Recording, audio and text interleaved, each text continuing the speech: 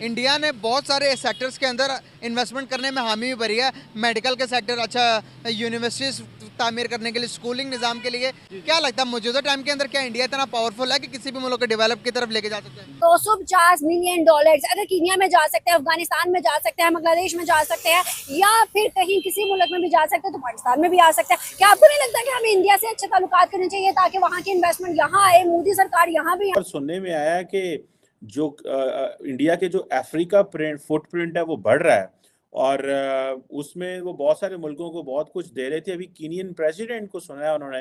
पाकिस्तान में तो तार साहब आपको पता है कोई इंटरनेशनल लीडर आता ही नहीं है, बांधने फ्लैट ही बांधने तो नहीं है। डेवलपमेंट की तरफ जाना था, तरक्की करनी थी, लेकिन नहीं कर पाए। आज वो उनकी 4 ट्रिलियन डॉलर्स की इकोनॉमी बन गई।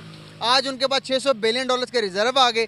मैं यहाँ पर मेरा दिल का दर्द ये है कि बाहर की इन्वेस्टमेंट सारी इंडिया में जाती है और इंडिया इतना पावरफुल हो गया अब कि वो दुनिया में जाकर अपनी इन्वेस्टमेंट कर रहा है। क्या आपको नहीं लगता कि हमें भी उनसे हाथ अच्छे से मिला लेना चाहिए?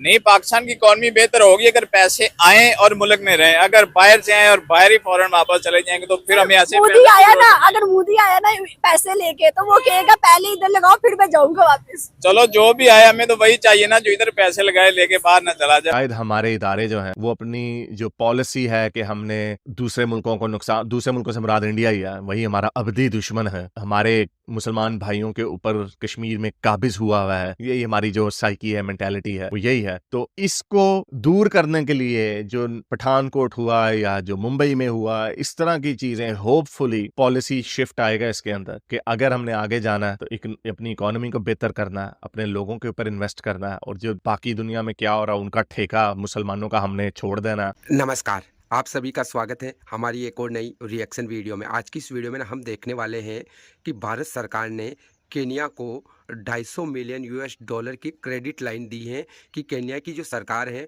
वो $250 मिलियन के जो भी सामान है वो भारत की अलग अलग कंपनियों से खरीद सकती है और उसकी पेमेंट उनको नहीं करनी है, उनकी पेमेंट भारत सरकार की तरफ से की जाएगी।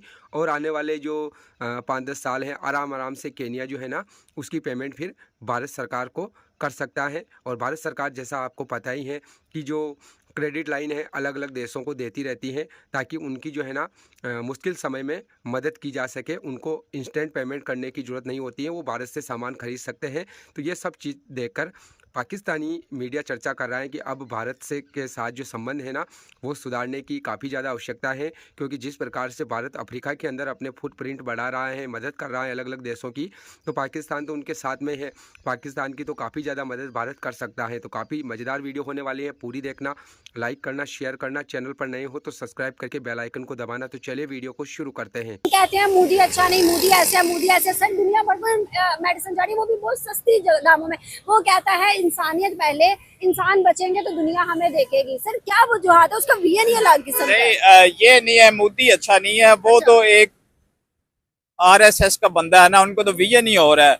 असल चीज है आपको, आपकी पॉलिसी जो है, गवर्नमेंट की पॉलिसी, जो आपके थिंक टैंक्स हैं उनकी पॉलिसी, अगर आप वो सोचते हैं अपने मुल्क का अच्छा सोचते हैं तो फिर जाहिर बात है जो आपकी लीडरशिप है, जो इसमें एग्जेक्टिव में बंदे हैं, मतलब CM है, PM है, तो वो अगर उस रोड मैप को फॉलो करता है तो फिर कोई मसला नहीं है। अगर मोदी अच्छा नहीं है तो उसकी पॉलिसी कैसे अच्छी हुई?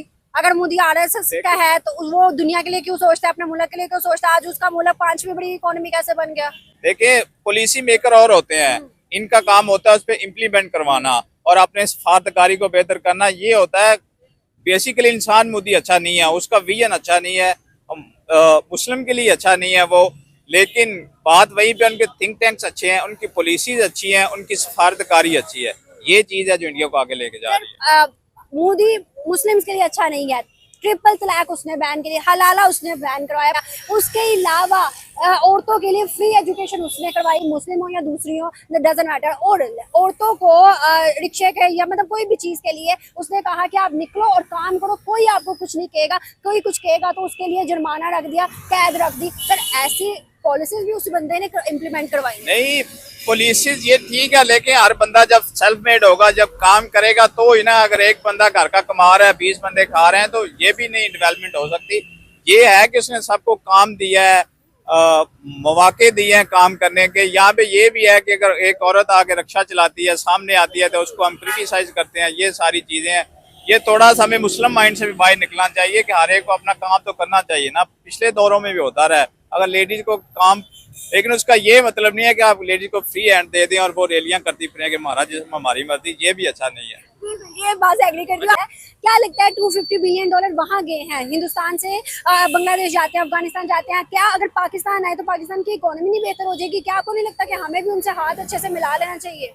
नहीं, पाकिस्तान की इकोनॉमी बेहतर होगी अगर पैसे आए और मुल्क में रहें। अगर बाहर से आए और बाहर ही फौरन वापस चले जाएंगे तो फिर हमें ऐसे मोदी आया ना, अगर मोदी आया ना पैसे लेके, तो वो कहेगा पहले इधर लगाओ फिर मैं जाऊंगा वापस। चलो जो भी आया, हमें तो वही चाहिए ना जो इधर पैसे लगाए लेके बाहर ना चला जाए। अब आगे चलते हैं। जो आपने कहा है, मैं सिर्फ वो कीनिया का प्रेसिडेंट आज जो गए हैं भारत के अंदर, मैं सिर्फ उनकी बात सिर्फ इसी टॉपिक, इसी रेफरेंस के साथ करना चाहता हूं। उनको $251 मिलियन की क्रेडिट लाइन दी गई है।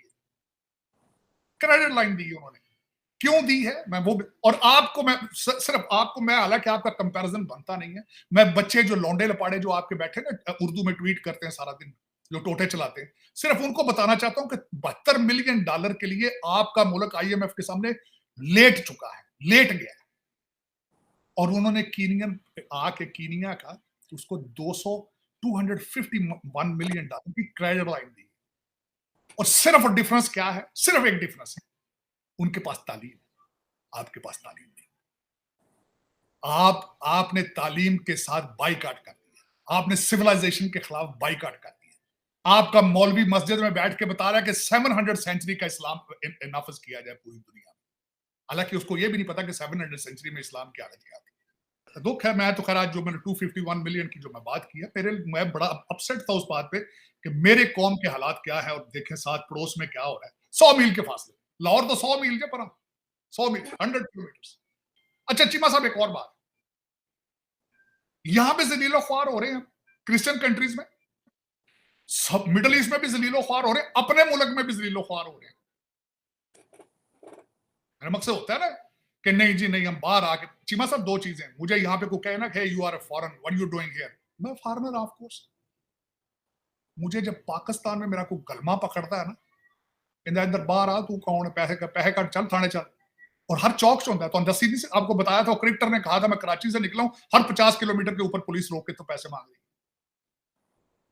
आप दुनिया में कहां से, आप कहां, any country, first of all any Islamic country who is livable, मुझे नाम बताया, मैं शायद शिफ्ट हो जाऊंगा। कोई इस्लामिक कंट्री लिवेबल? मुझे ये बताएं, सीरिया से लोग 7 समुद्र क्रॉस करके अमेरिका क्यों आना चाहते हैं?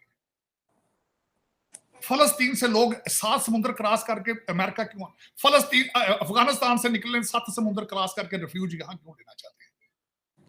क्या वजह?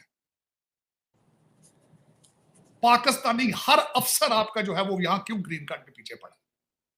वो क्यों कनाडा के पीछे पड़ा है? आपका हर अफसर, आपके जजों के सारे बच्चे वहां बैठे, जज सारे डुअल सिटीजन है। क्या वजह है? इतना बुरा है पाकिस्तान, इतने बुरे हालात आपने कर दिए कि आप you don't want to live there even. कोई जर्नल, कोई जज, कोई अफसर, कोई वहां नहीं रहना, रिटायर होकर रहना चाहता। क्या वजह है?